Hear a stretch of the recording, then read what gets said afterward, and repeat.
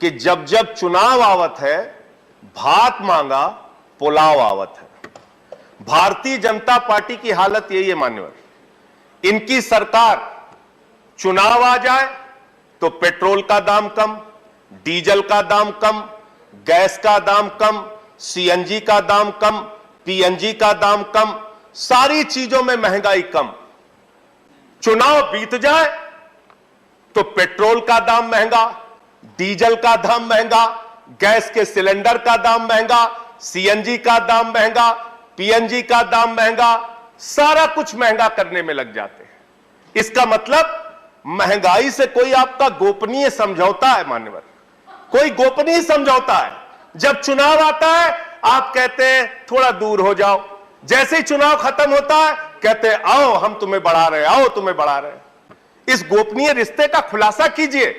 आप लोग ये जो झूठे तर्क देते हैं देश के सामने कि भाई इस समय तो युद्ध की स्थिति है, इस समय तो अंतर्राष्ट्रीय बाजार में कच्चे तेल का दाम बढ़ रहा है, अंतर्राष्ट्रीय बाजार में कच्चे तेल का दाम पिछले 7 वर्षों में कब कब बढ़ा और कब कब घटा, और उसके मुताबिक कब कब आपने हिंदुस्तान में डीजल और पेट्रोल का दाम घटाया और बढ़ाया। इसका तथ्य अगर आप सामने रखेंगे तो पूरे देश के सामने आपका चेहरा काला हो जाएगा कि कितना बड़ा झूठ आप इस देश की जनता से बोलते हैं।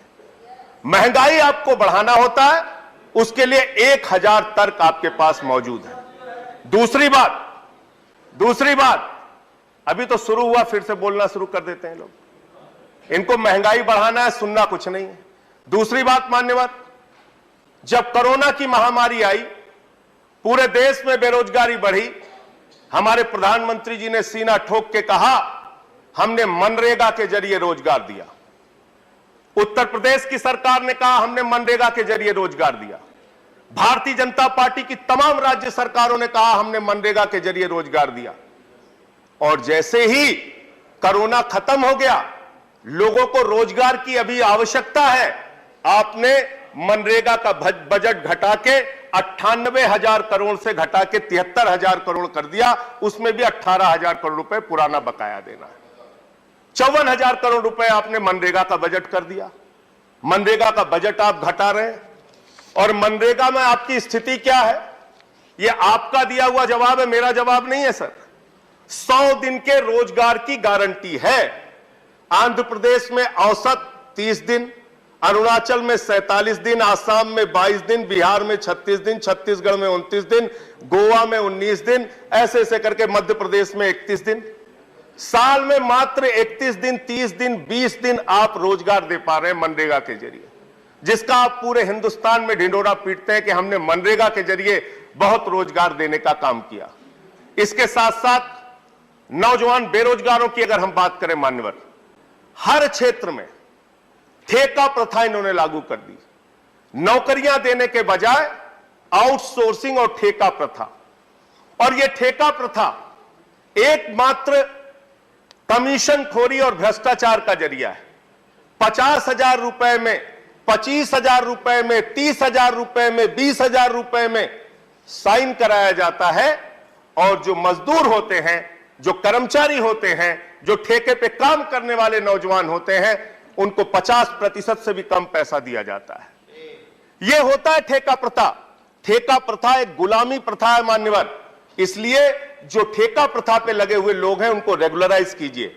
और इस ठेका प्रथा के जरिए हिंदुस्तान के तमाम सरकारी डिपार्टमेंट्स के अंदर जहां दलितों के लिए आरक्षण है, जहां पिछड़ों के लिए आरक्षण है, हमेशा से आपकी दलित और पिछड़ा विरोधी जो मानसिकता है, उसके कारण से आप इस ठेका प्रथा को बढ़ावा दे रहे हैं। इससे आदिवासियों का, दलितों का, पिछड़ों का आरक्षण धीरे धीरे करके सारे विभागों में आप खत्म करते जा रहे हैं। दूसरी बात मान्यवर, काला धन की बात अगर हम कर लें, आप ढिंडोरा पीटते थे 300 लाख करोड़ काला धन आएगा, 50 लाख करोड़ काला धन आएगा।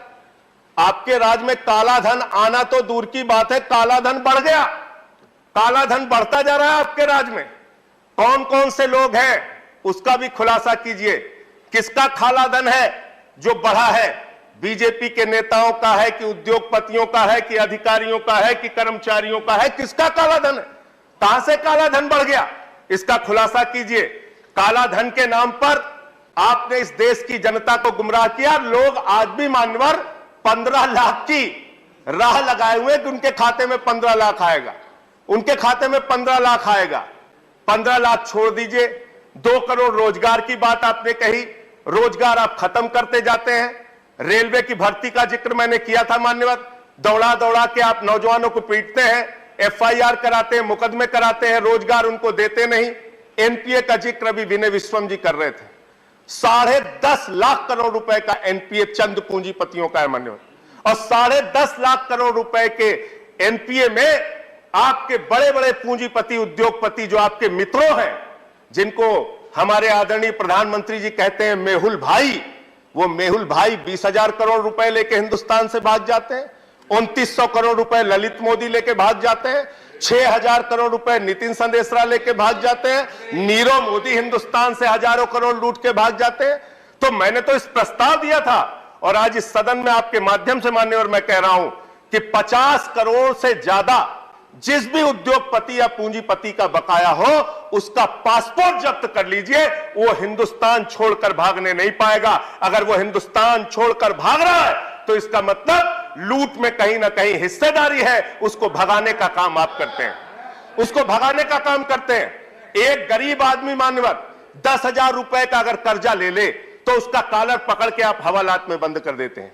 एक किसान अगर 20,000 का कर्जा ले ले, उसका कॉलर पकड़ के आप उसको जेल में बंद कर देते हैं। लेकिन 20-20 हजार करोड़ रुपए, 10-10 हजार करोड़ रुपए विजय माल्या लेके भाग गया, आज तक वो हिंदुस्तान नहीं आ पा रहा है। तो ये पूंजीपतियों के साथ लूट और लूट के बाद उनको भगाने का जो धंधा चल रहा है, इसको रोकने का एकमात्र तरीका है 50 करोड़ से ज्यादा जो भी कर्जदार हैं उनके पासपोर्ट आप जब्त करने का काम कीजिए।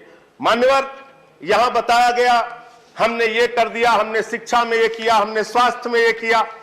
130 करोड़ की आबादी वाले मुल्क का शिक्षा का बजट मात्र 2%, 130 करोड़ आबादी वाले मुल्क का स्वास्थ्य का बजट मात्र 2.3%। अभी एक खबर आई है मान्यवर, 1 अप्रैल से 800 दवाओं का दाम आप बढ़ाने जा रहे हैं। 800 दवाओं का 10.5%, 10.7% 800 दवाओं का दाम आप बढ़ाने जा रहे हैं। और उसमें तमाम दर्द की दवा है, पैरासिटामॉल जैसी दवा है। तो आप अशिक्षा से दर्द देते हैं, स्वास्थ्य की बदहाली से दर्द देते हैं, बेरोजगारी से दर्द देते हैं, किसानों को दर्द देते हैं, माताओं बहनों को दर्द देते हैं। अरे कम से कम दर्द की दवा तो सस्ती कर दो। दर्द की दवा भी महंगी करते जा रहे हो, दर्द भी देते हो, दर्द की दवा भी महंगी करते जा रहे हो। तो मान्यवर, मैं तो इनसे यह कहना चाहता हूं कि आपने नारा दिया है सबका साथ सबका विकास, तो सबका साथ लीजिए। अरविंद केजरीवाल ने अभी दिल्ली का बजट पेश किया। अरविंद केजरीवाल जी के बजट को देखिए, 22% शिक्षा पे खर्च किया, 13% स्वास्थ्य का बजट है, ट्रांसपोर्ट पर, रोड पर 13% का बजट।